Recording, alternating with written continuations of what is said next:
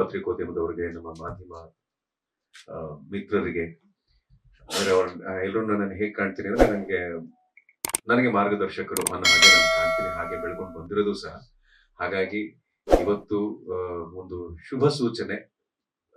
ಈ ಆ, ಶೆಕೆಯಲ್ಲೂ ಕೂಡ, ಈ ತರ ಬಿಸಿಲಲ್ಲೂ ಕೂಡ ಇವತ್ತು ಒಂದು ಮಳೆ, ಅದ್ರ ಮಧ್ಯದಲ್ಲಿ ನಾವೆಲ್ಲರೂ ಸೇರಿದೀವಿ ಶ್ರೀಮತಿ ಸಿಂಧೂರ ಸಿನಿಮಾದ ಆಡಿಯೋ ಲಾಂಚಿಂಗ್ ಅಂತ ಹೇಳಿದ್ರೆ ಅದು ಎಲ್ಲೋ ಒಂದ್ ಕಡೆ ಭಗವಂತನ ಕೃಪೆ ಇದೆ ಅನ್ನೋದನ್ನ ಭಾವಿಸ್ತಾ, ಮೊದಲನೇದಾಗಿ ನಾನು ನಮ್ಮ ನಿರ್ಮಾಪಕರು ನಾಗಿರೆಡ್ಡಿ ಸರ್ಗೆ ನಾನು ಕೃತಜ್ಞತೆ ಹೇಳಬೇಕು. ನಮ್ಮ ಇಡೀ ಚಿತ್ರ ತಂಡ ಇಲ್ಲಿದೆ, ನಾವೆಲ್ಲ ಕಲಾವಿದರ ಒಂದು ತಂಡ ನಾವಿಲ್ಲಿ ಕೂತಿದ್ದೀವಿ. ನಾನು ಕವಿರಾಜ್ ಸರ್ಗೆ ನಾನು ನನ್ನ ಧನ್ಯವಾದಗಳು, ಕೃತಜ್ಞತೆಗಳು. ನಿಜ ಅವ್ರು ಹೇಳಿದ್ ಪಾಪ ಹರಸಾಹಸ ಮಾಡಿ ಒಂದು ಆಡಿಯೋ ಲಾಂಚಿಗೆ ಬಂದಿದ್ದೀವಿ, ಒಂದು ಇವೆಂಟ್ಗೆ ಬಂದಿದ್ದೀವಿ ಅಂದ್ರೆ ನಮ್ಮ ಮೇಲೆ ಅವ್ರಿಗಿರುವಂತ ಒಂದು ವಿಶ್ವಾಸ ಆಗ್ಲಿ, ಒಂದು ಅಕ್ಕರೆ ಆಗ್ಲಿ, ನಿರ್ಮಾಪಕರ ಮೇಲೆ ಅವ್ರಿಗಿರುವಂತ ಗೌರವ ಆಗ್ಲಿ, ಇವೆಲ್ಲವೂ ಕಾರಣ ಆಗುತ್ತೆ. ಗಣೇಶ್ ಮಾಸ್ಟರ್ ಹೇಳಿದ್ರು ಜೊತೆ ಕೆಲಸ ಮಾಡೋದು ಅದೃಷ್ಟ ಅಂತ. ಏನ್ ಅದೃಷ್ಟ ಮಾಸ್ಟರ್, ಜೊತೆಗೆ ಬೆಳ್ಕೊಂಡ್ ಬಂದಿದ್ದೀವಿ ಮೊದಲನೇ ದಿವಸದಿಂದ. ಸೊ ಹಾಗಾಗಿ ಅದೃಷ್ಟ ಏನಿಲ್ಲ, ನಮಗೆ ಅದು ಒಂದು ಒಳ್ಳೆ ಅವಕಾಶ.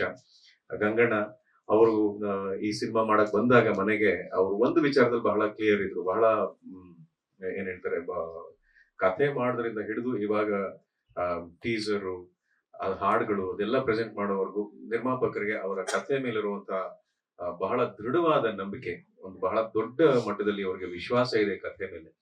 ಕಥೆ ಕೇಳಿದಾಗ ನನಗೂ ಹಾಗೆ ಅನ್ನಿಸ್ತು. ಯಾಕಂದ್ರೆ ಇವಾಗ ಸಿನಿಮಾಗಳು ಬರ್ತಿರೋ ಭರ ನೋಡಿದ್ರೆ ಯಾವ ತರ ಇದೆ ಅಂತ ಹೇಳಿದ್ರೆ, ಅದು ಟ್ರೆಂಡ್ ಅಂತ ಹೇಳ್ಬೇಕು ಅಥವಾ ನಮ್ಮೆಲ್ಲರ ಮನಸ್ಥಿತಿ. ಯಾಕಂದ್ರೆ ನಾನು ಒಬ್ಬ ಆಡಿಯನ್ಸ್ ಆಗಿ ಯೋಚನೆ ಮಾಡ್ಬೇಕು, ಬರೀ ಆಡಿಯನ್ಸ್ ಅಂತ ಹೇಳೋದಕ್ಕಿಂತ ಮನಸ್ಥಿತಿ ಹೇಗಿದೆ ಅಂದ್ರೆ, ಫಾಸ್ಟ್ ಆಗಿರ್ಬೇಕು, ಒಂದು ವಯಲೆನ್ಸ್ ಇರಬೇಕು, ಅಥವಾ ಬೇರೆ ಇನ್ನೇನೋ ಒಂದು ತುಂಬಾನೇ ಬ್ರಿಸ್ಕ್ ಆಗಿರ್ಬೇಕು. ಅದ್ರ ಮಧ್ಯದಲ್ಲಿ ಇವರು ಒಂದು ಒಳ್ಳೆ ಎಲ್ಲರೂ ಕುಟುಂಬ ಸಮೇತರಾಗಿ ಕುತ್ಕೊಂಡು ನೋಡುವಂತ ಒಂದು ಸಿನಿಮಾದ ಕಥೆ ಹೇಳಿದ್ರು. ಆ ಕಥೆ ಅವ್ರು ಹೇಳ್ಬೇಕಾದ್ರೆ, ಅನಂತರಾಜು ಸರ್ ಕಥೆ ನರೇಟ್ ಮಾಡ್ಬೇಕಾದ್ರೆ ನಿರ್ಮಾಪಕರ ಇನ್ವಾಲ್ವ್ಮೆಂಟ್ ಅಂದ್ರೆ, ಆ ಸಿನಿಮಾನ ಆಲ್ರೆಡಿ ನೋಡಿದಾರೆ ಅವರು, ಈ ಸಿನಿಮಾ ಈ ತರ ಮಾಡ್ಬೇಕು ನಾನು ಅನ್ನೋ ಅಷ್ಟರ ಮಟ್ಟಿಗೆ ಅವ್ರಿಗೆ ಅದ್ರ ಮೇಲೆ ಹಿಡಿತ ಆಗ್ಲಿ, ಅದ್ರ ಬಗ್ಗೆ ಒಂದು ಕಾಳಜಿ ಆಗ್ಲಿ, ಇವೆಲ್ಲವೂ ನಾನು ಕಂಡೆ. ಹಾಗಾಗಿ ಒಂದು ಸಿನಿಮಾ ಮಾಡಕ್ಕೆ ಒಬ್ರು ನಿರ್ಮಾಪಕರು 20 ವರ್ಷ ಆದ್ಮೇಲೆ ಮುಂದೆ ಬಂದಿದ್ದಾರೆ ಅಂತ ಹೇಳಿದ್ರೆ, ಅದು ಇವಾಗಿನ ಪರಿಸ್ಥಿತಿಲಿ ಕೆಲವೊಮ್ಮೆ ಬಿಡುವಿಲ್ದಂಗೆ ಶೂಟಿಂಗ್ ನಡೀತಾ ಇರುತ್ತೆ, ಕೆಲವೊಮ್ಮೆ ವಿಚಾರಿಸಿದ್ರೆ ಯಾವ್ದು ಶೂಟಿಂಗ್ ನಡೀತಿಲ್ಲ ಅಣ್ಣ ಅನ್ನುವಂತ ಪರಿಸ್ಥಿತಿ ಇದೆ. ಆತರ ಒಂದ್ ಸಮಯದಲ್ಲಿ ಒಬ್ರು ನಿರ್ಮಾಪಕರು ಬರ್ತಾರೆ, ಎಲ್ರು ಕೆಲಸ ಕೊಡ್ತಾರೆ, ನಮ್ಗೆ ದುಡ್ಡು ಕೊಡ್ತಾರೆ, ಸಂಭಾವನೆ ಕೊಡ್ತಾರೆ. ಸೊ ಈ ತರ ಒಬ್ರು ನಿರ್ಮಾಪಕರು ಬಂದಾಗ ಅವರ ನಂಬಿಕೆ ಜೊತೆ, ಅವರ ವಿಶ್ವಾಸದ ಜೊತೆ ನಾವೊಂದ್ಸಲ ಕೈ ಜೋಡಿಸಿ ಒಂದು ಸಿನಿಮಾ ಮಾಡೋಣ ಅನ್ನೋ ಒಂದು ಉದ್ದೇಶ ಇದೆಯಲ್ಲ, ಈ ಉದ್ದೇಶ ಎಲ್ರದು ಒಂದೇ ಹಂತದಲ್ಲಿ ಇದ್ದಿದ್ರಿಂದ, ಒಂದೇ ಒಂದು ಲೆವೆಲ್ ಅಲ್ಲಿ ಇದ್ದಿದ್ರಿಂದ ಈ ಸಿನಿಮಾ ಇವಾಗ ಆಗಿ ಒಂದು ಒಳ್ಳೆ ಒಂದು ಮುದ್ದಾದ ಸಿನಿಮಾ ಕಾಣ್ತಾ ಇದೆ ಅಂತ ನಾನು ಹೇಳೋದಕ್ಕೆ ಇಷ್ಟಪಡ್ತೀನಿ. ಅದಕ್ಕೆ ಕಾರಣ ನಮ್ಮ ದಾಸಣ್ಣ, ಆಮೇಲೆ ಇಡೀ ಕಥೆನ ಅದರ ಸಾರಥ್ಯ ವಹಿಸಿ ಅದನ್ನ ನಿರ್ದೇಶನ ಮಾಡಿರೋ ನಮ್ಮ ಅನಂತರಾಜು ಸರ್. ಸೊ ಈ ಸಿನಿಮಾದ ಟೀಸರ್ ನೋಡಿದ್ರಿ, ಹಾಡುಗಳನ್ನ ನೋಡಿದ್ರಿ. ನಿಮ್ಮ ಪ್ರೀತಿಯನ್ನ, ನಿಮ್ಮ ಪ್ರೋತ್ಸಾಹವನ್ನ, ನಿಮ್ಮ ಮಾರ್ಗದರ್ಶನ ನಾನು ಯಾವಾಗ್ಲೂ ಬೇಡೋ ಹಾಗೆ ಇವಾಗ್ಲೂ ಹಾಗೆ ಕೇಳ್ಕೊತಾ ಇದ್ದೀನಿ. ನಿಮ್ಮ ಆಶೀರ್ವಾದ ನಮ್ಮ ಮೇಲಿರ್ಲಿ, ನಮ್ಮ ಸಿನಿಮಾ ತಂಡದ ಮೇಲಿರ್ಲಿ. ಇದ್ರ ಮುಖಾಂತರ ಮತ್ತೊಮ್ಮೆ ನಿಮ್ಗೆಲ್ರಿಗೂ ನಾನು ಹೃತ್ಪೂರ್ವಕ ಧನ್ಯವಾದಗಳನ್ನ ಹಾಗೂ ಕೃತಜ್ಞತೆಗಳನ್ನ ಸಲ್ಲಿಸೋದಕ್ಕೆ ಇಷ್ಟಪಡ್ತೀನಿ. ಸೊ ನನ್ನ ಪಾತ್ರ ಈ ಸಿನಿಮಾದಲ್ಲಿ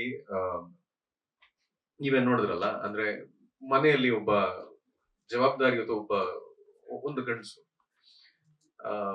ಕಥೆ ಬಗ್ಗೆ ಹೆಚ್ಚು ಹೇಳೋದಕ್ಕೆ ಆಗ್ದೇನೆ ಎಷ್ಟಾಗುತ್ತೋ ಅಷ್ಟು ಹೇಳ್ತೀನಿ. ಒಬ್ಬ ಬಹಳ ಜವಾಬ್ದಾರಿ ಇರುವಂತ ಒಬ್ಬ ವ್ಯಕ್ತಿ ಒಂದು ಮನೆಯಲ್ಲಿ ಒಬ್ಬ ತಾಯಿಗೆ ಮಗ ಆಗ್ತಾನೆ, ಮದುವೆ ಆದ್ಮೇಲೆ ಹೆಂಡತಿಗೆ ಗಂಡ ಆಗ್ತಾನೆ, ಮಗನಿಗೆ ತಂದೆ ಆಗ್ತಾನೆ.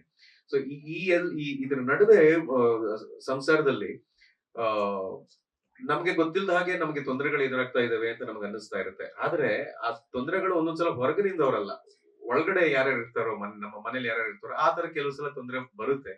ಆದ್ರೆ ಏನೇ ತೊಂದರೆ ಬಂದ್ರು, ಯಾವುದೇ ರೀತಿ ಆಪತ್ತು ವಿಪತ್ತು ಎದುರಾದ್ರು, ನಂಬಿರೋ ಶಕ್ತಿ ಆಗ್ಲಿ, ನಂಬಿರೋ ಒಂದು ಚೈತನ್ಯ ಆಗ್ಲಿ, ಭಗವಂತ ಆಗ್ಲಿ ಯಾವತ್ತೂ ನಮ್ನ ಹಾಗೆ ತೊಂದರೆ ಒಳಗೋಗೋದ್ ಬಿಡೋದಿಲ್ಲ ಅನ್ನೋ ಒಂದು ಇವಾಗ ನಾವೆಲ್ಲರೂ ನಂಬಿಕೆ ಮೇಲೆ ಬದುಕ್ತಾ ಇದೀವಿ. ಯಾವುದೇ ಸಮಸ್ಯೆ ಆಗ್ಲಿ ಏನಾದ್ರು ಒಂದ್ಸಲ ಕಣ್ ಮುಚ್ಕೊಂಡು ಅಪ್ಪ ಹರ ಶಿವ ಅಂತ ಹೇಳ್ಬಿಟ್ಟು, ಆ ತರ ಒಂದು ಭಾವನಾತ್ಮಕ ಒಂದು ಅಂಶ ಈ ಸಿನಿಮಾದಲ್ಲಿರೋದ್ರಿಂದ ಆ ಮುಖ್ಯವಾದ ಪಾತ್ರದಲ್ಲಿ ಕೂಡ ನಾನು ಕೆಲಸ ಮಾಡಿದೆ.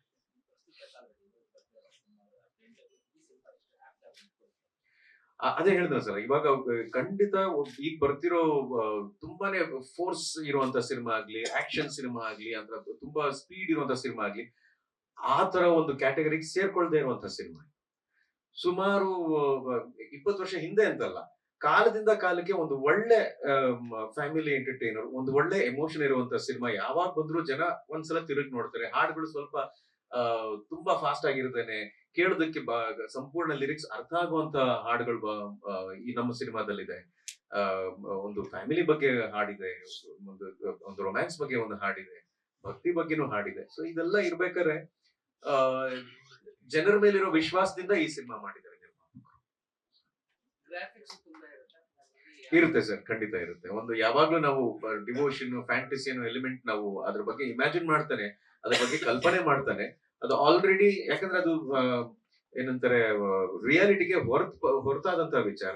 ಅಂದ್ರೆ ಆ ಇಂಪ್ಯಾಕ್ಟ್, ಡಿವೋಷನ್ ಆಗ್ಲಿ ಮತ್ತು ಅದ್ರ ಇಂಪ್ಯಾಕ್ಟ್ ರಿಯಾಲಿಟಿಗಿಂತ ಹೊರಗಿರುವಂತಹ ವಿಚಾರ. ಸೊ ಆ ಇಮ್ಯಾಜಿನೇಷನ್ ಕ್ಯಾಪ್ಚರ್ ಮಾಡ್ಬೇಕಾದ್ರೆ ಎಲ್ಲಿ ಬೇಕೋ ಅಲ್ಲಿ ಗ್ರಾಫಿಕ್ಸ್ ನ ಖಂಡಿತ ಅಳವಡಿಸ್ಕೊಂಡು.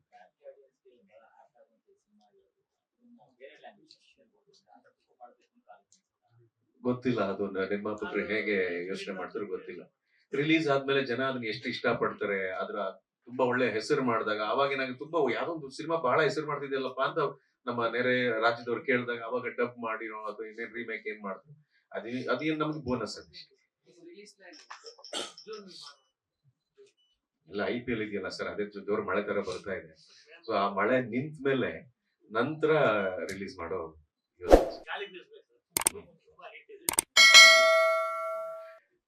Thank you. ಮತ್ತೊಮ್ಮೆ ನೀವೆಲ್ಲರೂ ಬಂದು ನಮ್ಮನ್ನ ಈ ರೀತಿ ಪ್ರೋತ್ಸಾಹ ಮಾಡ್ತಿರೋದಕ್ಕೆ ನಮ್ಮ ಕಡೆಯಿಂದ ಧನ್ಯವಾದಗಳು. ಧನ್ಯವಾದಗಳು ರಾಘವಣ್ಣ. ಈಗ ಲೇಟೆಸ್ಟ್ ಹಾಗೂ ಇಂಟ್ರೆಸ್ಟಿಂಗ್ ಸುದ್ದಿಗಳಿಗಾಗಿ ಬಾಸ್ ಟಿವಿ ಕನ್ನಡ ಚಾನೆಲ್ನ ಸಬ್ಸ್ಕ್ರೈಬ್ ಮಾಡಿ, ಹಾಗೆಯೇ ಬೆಲ್ ಐಕಾನ್ ಪ್ರೆಸ್ ಮಾಡಿ. ಇದರ ಜೊತೆಗೆ ಫೇಸ್ಬುಕ್, ಇನ್ಸ್ಟಾಗ್ರಾಮ್, ಎಕ್ಸ್ನಲ್ಲೂ ಮಿಸ್ ಮಾಡದೆ ಫಾಲೋ ಮಾಡಿ.